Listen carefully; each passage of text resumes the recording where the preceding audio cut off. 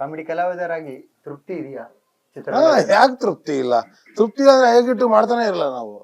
ಕಲಾವಿದನಾಗಿ ತೃಪ್ತಿ ಇದೆ. ಕಲಾವಿದನಾಗಿ ಅದು ಎನಿ ಟೈಮ್. ನಟ ನವರಸಗಳು ಅಂದ ತಕ್ಷಣ ಅದೆಲ್ಲದ್ರಲ್ಲೂ ಕಲಾವಿದ್ರ ಕಾಮಿಡಿಗೆ ಅದು ಕಿರೀಟ ಇದ್ದಂಗೆ ನವರಸಗಳಲ್ಲಿ. ಯಾಕಂದ್ರೆ ನೀವು ಯಾವುದೇ ರಸಕ್ಕೆ ಕಾಮಿಡಿ ಸೇರಿಸಿದ್ರೆ ತುಂಬಾ ಚೆನ್ನಾಗಿರುತ್ತೆ. ಹೌದು, that is the main thing ನಮ್ಮ ನಟನೆಯಲ್ಲಿ. ಸೊ ನಾವು ಕಾಮಿಡಿ ನಟರಾಗಿರೋದಕ್ಕೆ ನಮ್ಗೆ ತುಂಬಾ ಹೆಮ್ಮೆ ಇದೆ, ತುಂಬಾ ಗೌರವ ಇದೆ. ನಾವು ಇನ್ನೂ ಕಲಿತಾ ಇದೀವಿ, ಕಲ್ತ್ಕೊಂಡು ಇನ್ನೂ ನಗಿಸ್ಬೇಕು ಅಂತ ಇನ್ನೂ ಪ್ರಯತ್ನ ಪಡ್ತಾನೆ ಇದೀವಿ.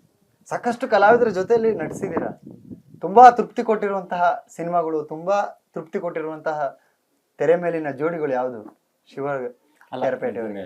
ನನಗೇನಂತಂದ್ರೆ ಸಿನಿಮಾನೇ ತೃಪ್ತಿ ಕೊಡ್ತದೆ ನಮಗೆ. Cinema super.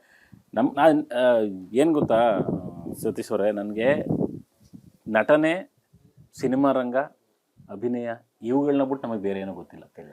ನಮಗೆ ರಂಜಿಸ್ಬೇಕು, ಎದುರುಗಡೆ ಇರೋರನ್ನ ನಗಿಸ್ಬೇಕು. ಅಂದರೆ ಅವ್ರನ್ನೊಬ್ಬರನ್ನ ನಗ್ಸೋಕ್ಕೋಸ್ಕರ ಬೇರೆಯವ್ರನ್ನ ಹೀಯಾಳಿಸ್ಬಾರ್ದು, ಬೇರೆಯವ್ರಿಗೆ ನೋವು ಕೊಡಬಾರ್ದು. ಇದನ್ನು ನಾವು ತಲೆಯಲ್ಲಿ ಇಟ್ಕೊಂಡು ಯಾವಾಗ್ಲೂ ನಟನೆ ಮುಖಾಂತರ ಮಾಡ್ಕೊಂಡು ಹೋಗ್ತಿದ್ದೀವಿ. ನಮಗೆ ಸಿನಿಮಾ ಇಷ್ಟ, ಸಿನಿಮಾ ನಮ್ಮ ಬದುಕು, ಸಿನಿಮಾ ನಮ್ಮ ಜೀವನ, ಸಿನಿಮಾನೇ ನಾವು ಎದ್ದೇಳೋದು, ಸಿನಿಮಾನೇ ತಿನ್ನೋದು, ಸಿನಿಮಾನೇ ಊಟ ಮಾಡೋದು, ಸಿನಿಮಾದಲ್ಲೇ ಓಡಾಡೋದು, ಹಿಂಗೆಲ್ಲ ಆಗಿರೋದ್ರಿಂದ ಪ್ರತಿಯೊಬ್ಬರು ಒಡನಾಟ ಕೂಡ ನಮಗೆ ಭಾಳ ಇಷ್ಟ. ಪ್ರತಿಯೊಬ್ಬರು ಒಡನಾಟನೂ ಇಷ್ಟ ಆಗುತ್ತೆ. ಸೊ ನಮಗೊಂದು ಒಳ್ಳೆ ಜೋಡಿ ಅಂದ್ರೆ ನಾನು ಇವರಿಬ್ಬರೇನೆ ಇಷ್ಟವಾದ ಜೋಡಿ.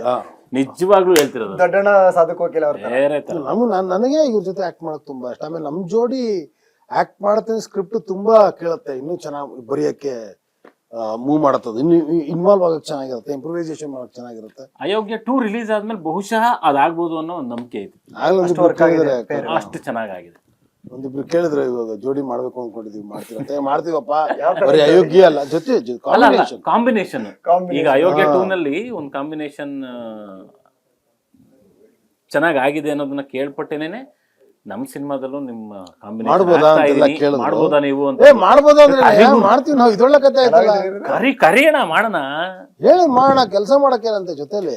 ಅಯೋಗ್ಯ ಪಾಠ ಒಂದು 8 ವರ್ಷ ಆಯಿತು. ಅದಾದಮೇಲೆ ಗಿರಣ ನಾವೇನು ಯಾವಾಗಲೂ ಸಿಗೋದು, ಫೋನ್ ಮಾಡ್ತಾ ಇರೋದು.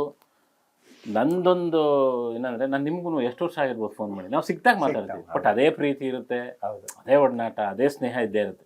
ನಾವು ಅಷ್ಟೇ, ನಾವು ಯಾವಾಗಲೂ ಫೋನ್ ಮಾಡಲ್ಲ. ನಾವು ಅಯೋಗ್ಯ ಪಾರ್ಟ್ 1 ಬಿಟ್ಟರೆ ಅಯೋಗ್ಯ ಪಾರ್ಟ್ 2 ನಲ್ಲಿ ಇಬ್ರು ಸೇರ್ಕೊಂಡು ಕಾಂಬಿನೇಷನ್ ಆ್ಯಕ್ಟ್ ಮಾಡಿರೋದು. ಒಳ್ಳೆ ಕಾಂಬಿನೇಷನ್.